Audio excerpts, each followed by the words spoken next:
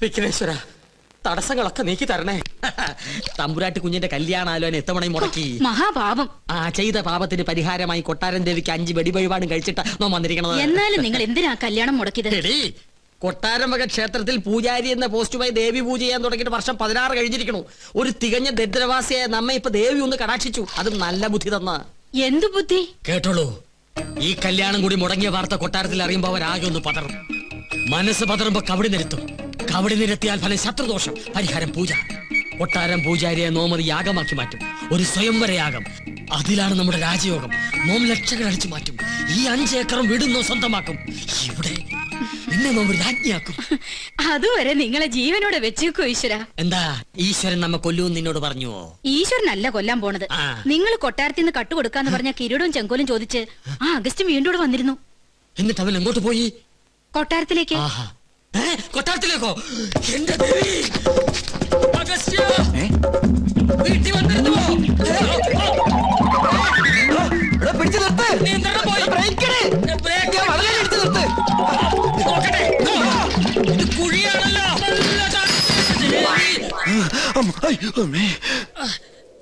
ചത്തിട്ടില്ലല്ലേ? ഇല്ല. ഇപ്പൊ ചത്തുപോയിരുന്നെങ്കിൽ ഞാൻ പറയുന്ന വിവരം കേട്ട് കൊട്ടാരത്തിലുള്ളവർക്ക് തന്നെ കൊല്ലാൻ പറ്റില്ലായിരുന്നു. അഗസ്ത്യ, ഒരു 50,000 ഉറുപ്പിക്ക് വേണ്ടി എന്നെ കൊലക്ക് കൊടുക്കരുത് കേട്ടോ. ഒന്ന് പിടിക്കുക.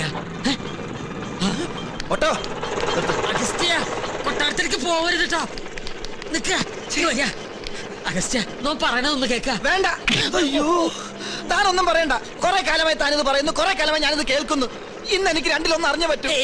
ഇത്രയും കാലം പറഞ്ഞ പോലല്ല. എന്തിനും പരിഹാരം ഉണ്ടാക്കാം. ഉറപ്പാണോ? ഉറപ്പാ. എന്നാ പോ. ഇവിടെ തന്നോടല്ല, നമ്മുടെ വണ്ടി പോകാനാ പറഞ്ഞത്. ഒന്നുകിൽ താൻ കൊട്ടാരത്തിൽ നിന്ന് മോട്ടിച്ചേരാൻ തന്നെ കിരീടവും ചെങ്കോലും, അല്ലെങ്കിൽ താൻ അതിനായി എന്റെ കയ്യിൽ നിന്ന് വാങ്ങിച്ച 50,000 രൂപ എനിക്ക് ഇപ്പൊ കിട്ടണം. സാവകാശം വേണം. 10 ദിവസത്തെ സമയം തരണം. ദൈവത്തോർത്ത് സമ്മതിക്കുക. ദൈവത്തെ ഓർത്ത് 10 ദിവസത്തിനുള്ളിൽ കിരീടവും ചെങ്കോലും ഹാജിമാരുടെ കയ്യിൽ ഏൽപ്പിച്ചില്ലെങ്കിൽ പിന്നെ എനിക്ക് കോളേജിൽ ക്യാൻറ്റീൻ നടത്താൻ പറ്റില്ല. എനിക്ക് വീടും പറമ്പും മേടിക്കാനും പറ്റില്ല. തരാ ഉറപ്പ. സമാധാനായിട്ടിരിക്കുക. ഗോപികമോൾ ആകെ ദേഷ്യത്തിലാ. ഈ അണിഞ്ഞൊരുങ്ങൽ അവസാനത്തെ അന്ന് അവള് പറയണേ. ഇനി വയ്യ അത്ര ഒരു പ്രദർശന വസ്തുവായിട്ട് നിൽക്കാൻ. ഗോന്നാരെ വലിയ കോഴിക്കിലേക്ക് വിളിച്ച് അവര് പുറപ്പെട്ടോ ഇല്ലയോ എന്ന് അന്വേഷിക്കാം. വേണ്ട, മുടക്കി. ആര്? അല്ല, മുടങ്ങി. അതും മുടങ്ങി. കാര്യങ്ങൾ പറഞ്ഞ് മനസ്സിലാക്കി അവരെ കൂട്ടിക്കൊണ്ടുവരാനല്ലേ തന്നെ പറഞ്ഞയച്ചത്. നമ്മെ കൊണ്ട് ചെയ്യാൻ പറ്റുന്നതൊക്കെ നാം ചെയ്തു. ഉദയപുരം കൊട്ടാരവുമായി ഒരു ബന്ധവും അവർക്ക് സ്വീകാര്യമല്ലത്രേ. അടിക്കടി വിവാഹം മുടങ്ങുന്നതും പരാജയം ഉണ്ടാകുന്നതും ഈ കൊട്ടാരത്തിന് മേൽ പതിഞ്ഞിരിക്കുന്ന ദൃഷ്ടിദോഷം കൊണ്ടും മുജ്ജന്മ ശാപങ്ങളും കൊണ്ടാ. അത് മാറ്റിയെടുക്കാൻ യാഗവും പൂജയും നടത്തണമെന്ന് പലയാവർത്തി നാം പറഞ്ഞിട്ടുള്ളതല്ലേ? കേട്ടുവോ? സമയം ഇനിയും വൈകിട്ടില്ല. 41 ദിവസം 101 കാർമ്മികരുടെ സാന്നിധ്യത്തിൽ ഒരു സ്വയംവരയാഗം. ചെലവ് നിസ്സാരം, 10 ലക്ഷം രൂപ. ഫലമോ സർവൈശ്വര്യങ്ങളും. അതും നോം നടത്തിയാൽ ഫലം നിശ്ചയം. പൂജ, യാഗം തുടങ്ങിയ അന്ധവിശ്വാസങ്ങൾ കൂടെ പൊറപ്പിച്ച പല രാജകുടുംബങ്ങളും തകർന്നിട്ടുള്ളത്. ഇവിടെയോ ഇതൊന്നും നടത്താതെയും കൊട്ടാരത്തിൽ ഒരു പൂജാകർമ്മം നടന്നിട്ട് വർഷങ്ങൾ കഴിഞ്ഞിരിക്കണു. ഒരുപക്ഷെ അതിന്റെയൊക്കെ ഫലമാണോ എന്തോ ഗോവയ്ക്ക് ശേഷം ഒരു കുഞ്ഞിക്കാല് കാണാനുള്ള ഭാഗ്യം ഇവിടെയുള്ളവർക്ക് ഇല്ലാതായത്. ഗോന്നാരെ, ഗുരുവായൂരിന്ന് വാസുദേവ നമ്പൂരിയെ വരുത്തുക.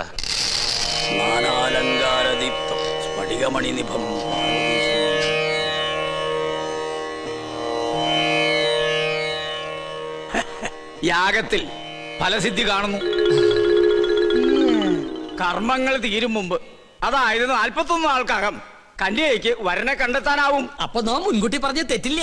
യാഗം നാം ഗംഭീരാക്കി തരാം. പക്ഷെ ഒരു കുഴപ്പമുണ്ട്. എന്താ? യാഗത്തിന്റെ വിജയസാധ്യത അതിന് നേതൃത്വം കൊടുക്കുന്ന കർമ്മിയുടെ ദേവപ്രീതിക്കനുസരിച്ചായിരിക്കും.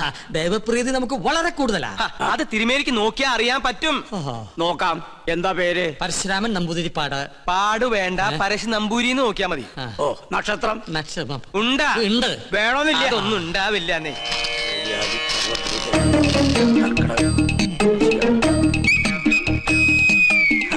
തിരുമേനിക്ക് എനിക്ക് ദേവപ്രീതി അശേഷം.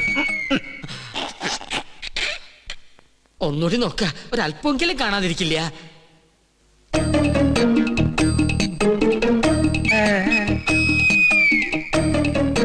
എനിക്ക് ഒരിക്കൽ ഗണിച്ചാ മതി, തെറ്റില്ല. അങ്ങോട്ട് മാറി നിൽക്ക. ദേവപ്രീതിക്ക് വഴിപാട് കഴിക്കാം. എന്നാ പിന്നെ ഇത് വഴിപാടായിട്ട് ഇത് പിടിക്കട്ടെ എന്റെ ഭഗവാന്. വേറെ ആരുണ്ട്? പണ്ടി കൊട്ടാരത്തിൽ ഒരു യാഗം നടത്തിയത് മണിമല മാണിക്യം ചെറിയ കൊട്ടാരത്തിൽ ബ്രഹ്മദത്തൻ നമ്പൂരിയാ. ആള് ബഹുകേമൻ, പക്ഷെ ജീവിച്ചിരിപ്പില്ലല്ലോ. ജീവിച്ചിരിപ്പില്ല അദ്ദേഹത്തിനൊരു മകനുണ്ട്. ഇല്ല ഉണ്ട്. ഞാൻ ഓർക്കണോ, അന്ന് അദ്ദേഹത്തോടൊപ്പം ഇവിടെ വരാറുള്ള 8 വയസ്സുകാരൻ കുസൃതി പയ്യൻ. എന്താ അവന്റെ പേര്? എന്താ അവന്റെ പേര്? ഓർമ്മയില്ല ഓർമ്മയുണ്ട് ഉണ്ണികൃഷ്ണൻ. അത് തന്നെ. യാഗം പിള്ളേര് കളിയല്ല. അതിന് ഉണ്ണികൃഷ്ണൻ ഇപ്പൊ കൊച്ചുകുട്ടിയൊന്നുമല്ലല്ലോ. ഓരോ വർഷം കഴിയും തോറും ഓരോ വയസ്സ് കൂടെയല്ലേ എന്റെ മണ്ടൻ നമ്പൂരി. നിർത്തുക. അച്ഛന്റെ പാരമ്പര്യം ഉണ്ണിക്ക് കിട്ടാണ്ടിരിക്കോ?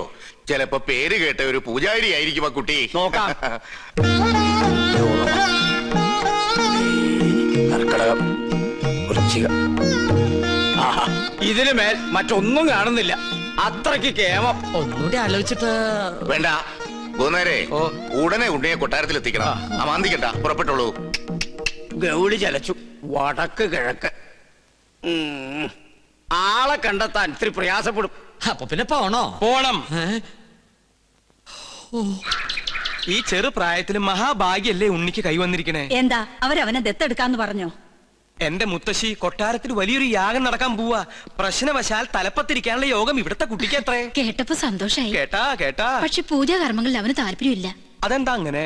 സംഗീതജ്വരം പിടിച്ചിരിക്കല്ലേ. ഏട്ടൻ വളയഞ്ചേർങ്ങര സംഗീത കോളേജ് പഠിക്കുക. അവിടെ ഒരു ലോഡ്ജിലെ താമസം. ആളെ കണ്ടെത്താൻ ബുദ്ധിമുട്ടും. അത് ഗൗളി ചലിച്ചപ്പോ മനസ്സിലായി. ഏത് കോളേജിലാന്നാ പറഞ്ഞത്? വളയഞ്ചേർങ്ങര. എന്റെ മോള് പഠിക്കുന്നത് അവിടെയാണല്ലോ. ദൂരത്തിരി കൂടുതലാ. ഒരു 12 മണിക്കൂർ യാത്രയുണ്ട്. സാരില്ല, പുറപ്പെടുകയായി. ഉണ്ണിയെ ഞാൻ അവിടെ നിന്ന് പൊക്കിക്കോളാം. പൊക്കാന്ന് പറഞ്ഞാ കൂട്ടി കൊണ്ടുപോകാന്നർത്ഥം. ഇനി എന്താവശ്യത്തിനും തൃക്കേശ്വരം ഉദയപുരം കൊട്ടാരത്തിലേക്ക് ആളെ പറഞ്ഞയച്ചാ മതി. ഉണ്ണികൃഷ്ണൻ അവിടെ ഉണ്ടാവും. യാഗം ഉടനെ തുടങ്ങണേ. എന്നാ വരട്ടെ.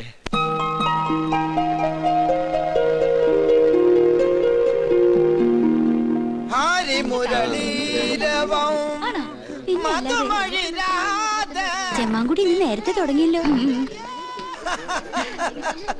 ചെമ്മാങ്കുടിയുടെ അത്ര ഇല്ലെങ്കിലും നല്ല സ്വരശുദ്ധി ഇല്ലേ? ദയവേത് സംഗീതം പഠിക്കുന്ന കുട്ടികളെ ഇങ്ങനെ കൊല്ലരുത്. സംഗീതം ഒരിക്കലും മരിക്കുകയില്ല. സാധകം ചെയ്തതാ പെങ്ങന്മാരെ. കടുത്തോളം വെള്ളത്തിൽ നിന്ന് സാധകം ചെയ്യാൻ കടുത്തോളം കടം സമ്മതിക്കണ്ടേ? അതുകൊണ്ട് ചായ അടിക്കുമ്പോ ആകാന്ന് കരുതി. ചെറുകടി എന്തുണ്ട് അച്ഛൻ ചേട്ടാ? സമൂസ, മസാല, പഴംപൊരി, പരിപ്പ് വട. കുട്ടി നിർത്തി കുടിക്കൂ, എന്നാലല്ലേ സിരസിൽ കയറാതിരിക്കൂ. സംഗീതം പഠിച്ചല്ലോ. മുല്ല പൂമ്പൊടി ഏറ്റുകിടക്കും, അകത്തിനുമുണ്ടാകും സൗരഭ്യം. സത്യത്തിൽ ഇന്നത്തെ മത്സരത്തിൽ എനിക്കും ഒരു കൈ നോക്കണമെന്നുണ്ടായിരുന്നു. അയ്യോ അത് വേണ്ട. വേണ്ടേ? ആ ഒരു കൈ സുലൈമാൻ ഉണ്ണികൃഷ്ണൻ തമ്മിൽ നോക്കിക്കോളും. എന്നാ നിങ്ങൾ പറ, ഇന്നത്തെ മത്സരത്തിൽ ആര് ജയിക്കും? സംശയം എന്താ? സുലൈമാൻ. ആ അങ്ങനെ പറ. ഓ അവളുടെ ഒരു സുലൈമാൻ. മേത്ത ചെറുക്കനെ പ്രേമിക്കാൻ നടക്കുന്ന നായരിച്ചി. വൺവേലൈനാ ഒന്ന് പോടി. നീ നോക്കിക്കോ, ഉണ്ണികൃഷ്ണനെ ജയിക്കും. വെറുതെ തർക്കിച്ച സമയം കളയേണ്ട സംഗീതേ. ഉച്ച കഴിഞ്ഞ് അറിയാലോ വിധി. അത് നമ്മുടെ സുലൈമാനെ ജയിക്കും. ബെറ്റുണ്ടോ? 1000 rupees bet. Agreed. Okay. ആന്റണിയും ശ്രീലക്ഷ്മിയും അഗസ്റ്റിനും ഒക്കെ എനിക്കെതിരാണെന്ന് അറിഞ്ഞോടിന് ചോദിക്കുക. വെറുതെ കാശ് കളയണോ? വീം പഠിക്കാതെ പാടി ജയിക്കടാ. എന്ത് തന്നെ ആയാലും ഒടുവിൽ വിജയം എന്റേതായിരിക്കും.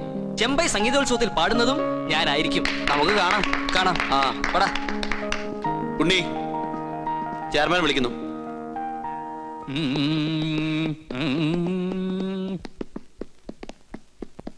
എത്തിയോ? നിനക്കൊന്നും ടെൻഷൻ ഉണ്ടാവില്ലല്ലോ. അതെങ്ങനെയാ? സ്വന്തം മക്കള് മത്സരിക്കുമ്പോ തന്തയ്ക്കും തള്ളക്കില്ലേ ആദി? അതിന് ഞാൻ നിന്റെ തന്തയല്ലോ തള്ളയല്ലോ സമ്മതിച്ചു. എന്നാലും നിന്റെ കാര്യത്തില് എനിക്കിത്തിരി താല്പര്യം കൂടിക്കോളൂ. അതേ ഈ സ്നേഹ മനസ്സിലായോ? ഈ സംഗീത കോളേജിന്റെ ചരിത്രത്തിൽ ആദ്യമായിട്ടാണ് ഫൈനൽ റൗണ്ടിൽ ഒരു ഇസ്ലാമും നമ്പൂതിരി തമ്മിൽ മത്സരിക്കണേ. അറിയോ? ഒരല്പം സ്വാർത്ഥം തന്നു കൂട്ടിക്കോളൂ. അല്ലെങ്കിൽ എന്റെ സുഹൃത്തിന്റെ മകൻ എന്നുള്ള പരിഗണന. എന്തായാലും നീ തന്നെ ജയിക്കണം. ഈ മത്സരത്തിൽ ജയിക്കുന്ന ആൾക്ക് ചെമ്പൈ സംഗീതോത്സവത്തിൽ പാടാനുള്ള അവസര കിട്ടണേ. അതും മഹാരഥന്മാരോടൊപ്പം.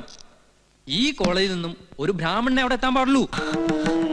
സാർ, സംഗീതം ദേവകലയാ. ബ്രാഹ്മണർക്ക് ദേവന്മാരുടെ തൊട്ടടുത്ത സ്ഥാനം. അത് മനസ്സിലാക്കാദ്യം. അത് പറയരുത് സാർ. പ്രശസ്തനായ കഥകളി സംഗീതജ്ഞൻ കലാമണ്ഡലം ഹൈദരാലി ഏത് ജാതിയാ? ഗായകൻ യേശുദാസ് ഏതാ ജാതി? സക്കീർ ഹുസൈന്റെ ജാതി ആരെങ്കിലും അന്വേഷിക്കാറുണ്ടോ സാർ? അങ്ങനെ പറഞ്ഞ ഒരുപാടുണ്ടാവും. ഞാൻ ഇവിടുത്തെ കാര്യം പറഞ്ഞേ, നീ ജയിച്ചേ പറ്റൂ. ഒരു സംഗീത കോളേജിലെ ചെയർമാൻ ഒരിക്കലും വർഗീയവാദി ആകരുത്. ജാതി ചിന്ത വെടിഞ്ഞ് എന്നിൽ വിശ്വസിക്ക്, ഞാൻ ജയിക്കാം. അവന്റെ ആത്മവിശ്വാസം തർക്കമില്ല, അവന്റെ അച്ഛന്റെ അതേ പ്രകൃതം. പക്ഷെ എനിക്ക് പ്രതീക്ഷയില്ല. സുലൈമാൻ തോറ്റേ പറ്റൂ. വഴി ഞാൻ നേരത്തെ കണ്ടുവച്ചിട്ടുണ്ട്.